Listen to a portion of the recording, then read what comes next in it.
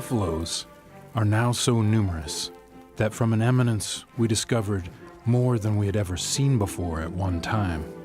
And if it be not impossible to calculate the moving multitude which darkened the whole plains, we are convinced that 20,000 would be no exaggerated number.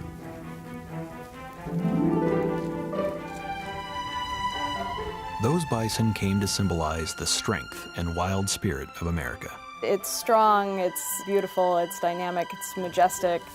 But for all its imposing strength, the bison is a vulnerable species that very nearly disappeared from the prairie a century ago. They were exploited just like trees, and everybody looked around and, where are they? Geez, maybe we should have thought about this. Against all odds, American bison survived near extinction and are today considered a conservation success story.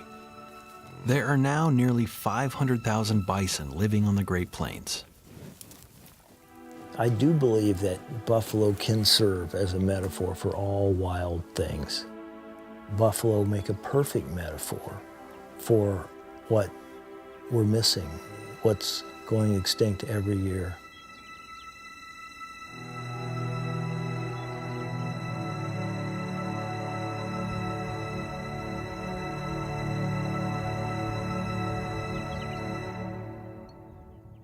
The story of what happened to bison is a complex story.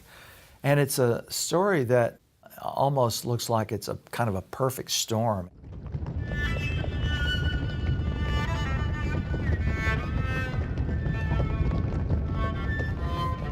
When Lewis and Clark arrived on the Great Plains in 1804, tens of millions of bison roamed the central grasslands of the continent. What they saw had to have been something much like what had been there for centuries. But in the final decades of the 1800s, cultural change swept across the prairie, devastating Plains Indian people and pushing bison to the brink of destruction. That change arrived in the form of drought, Euro-American settlers, horses, trains, disease, and hide hunters. There's a lot of factors that went to this near extinction. Basically, it was greed. People figured out that there was value in the hides, and those hides went to power machines of the Industrial Revolution. They made belts, what we use rubber for now. European colonization of the Americas treats animals and wildlife as this congress of resources. We make them into commodities that we can exploit at our whim. All of a sudden, this flow of energy came off the Great Plains. People forget that a buffalo really is a machine to process this grass. Processes it into buffalo meat. Hides, all the parts of the buffalo have been recycled for generations and hundreds of years and thousands of years. But that energy never leaves that valley. All of a sudden it started leaving that valley. Basically, we started the process of mining the Great Plains of its energy. After the Civil War, trains brought west thousands of former soldiers turned hide hunters.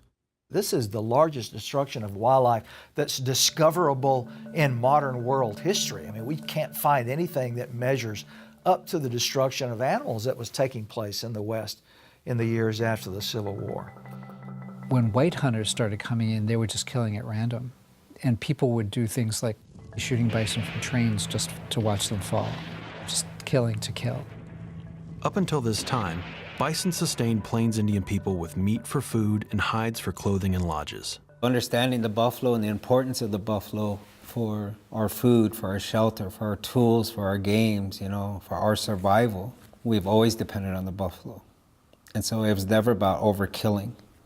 Bison were also of spiritual importance and were considered brothers and sisters of the Plains people. The Lakota referred to them as the Buffalo Nation. In Lakota, we call the buffalo Ta. Umaha people, they acknowledge the buffalo as Te. You hear about Tatanka, but Tanka is something that's huge, it's big. And so we're acknowledging the buffalo for the size of our relative. We were both in the millions, and we almost disappeared.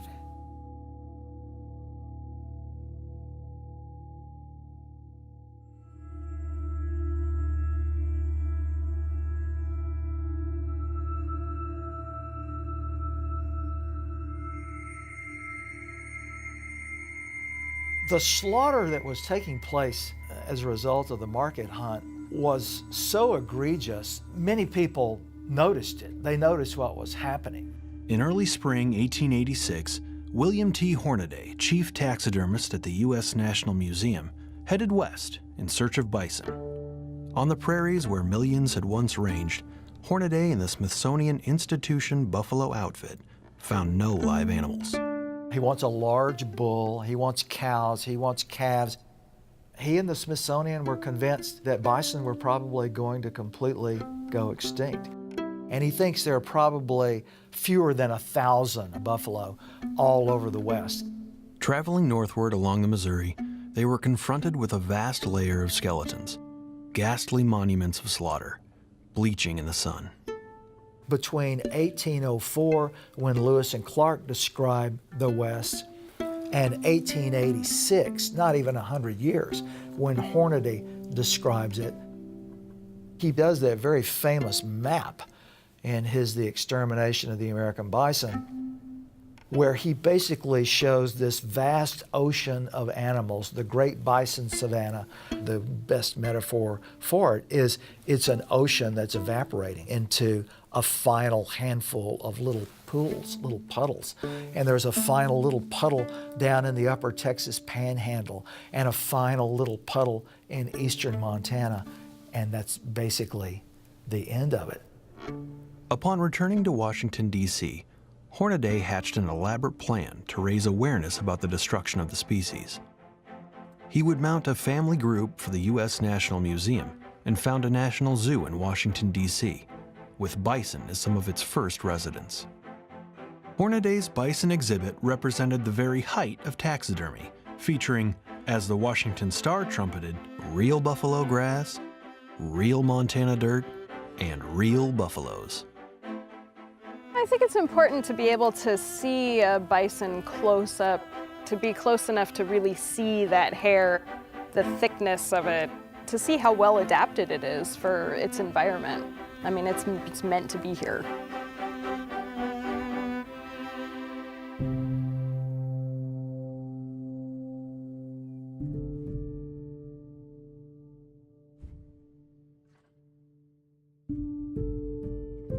In the final years of the 19th century, it was estimated that there were only 23 remaining bison in Yellowstone National Park and about 800 in private herds.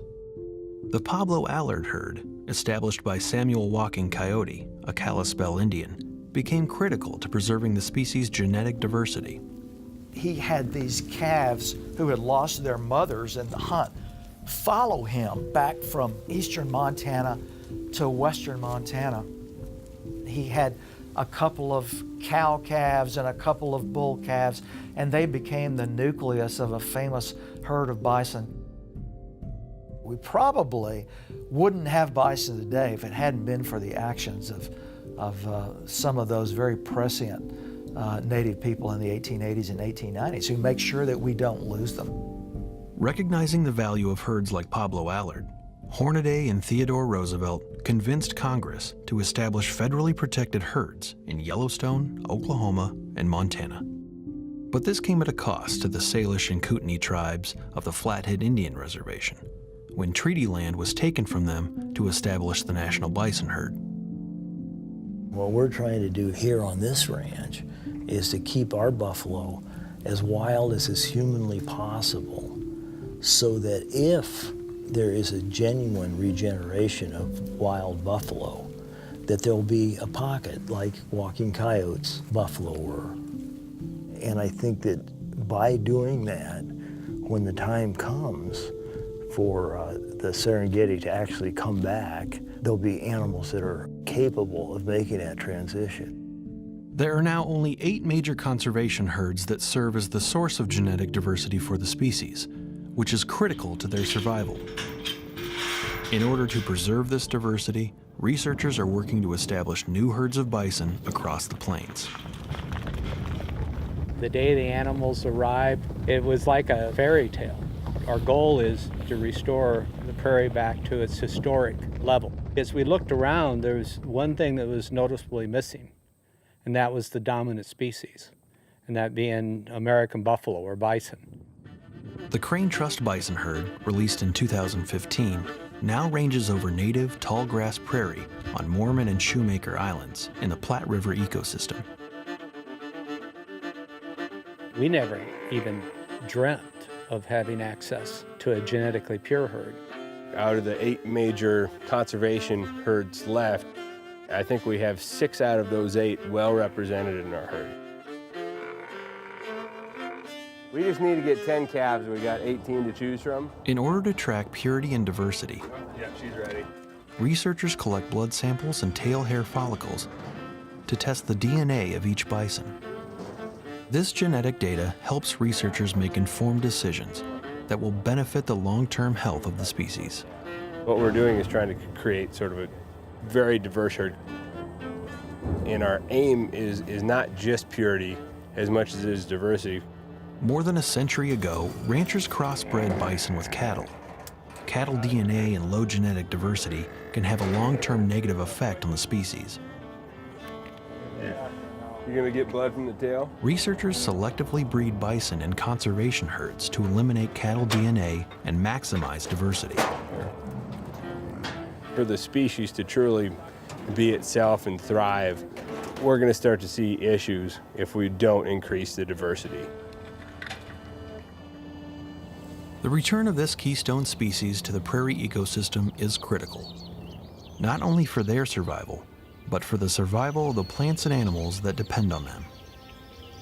To put these animals back into the ecosystem that they belong in is repairing something that we really broke. It's interesting to be living in our time because we're living in a time when there are more bison in North America than there have been at any time since probably about 1880 or 1881. Although bison now only inhabit islands of prairie habitat across the Great Plains, no longer moving from water to water, they endure. The dream of the buffalo is not over. We've been on a long journey with our relative, Tatanka Oyate. It's all about understanding the responsibilities of two-leggeds, of taking care of our relative. The Buffalo Nation has always been here.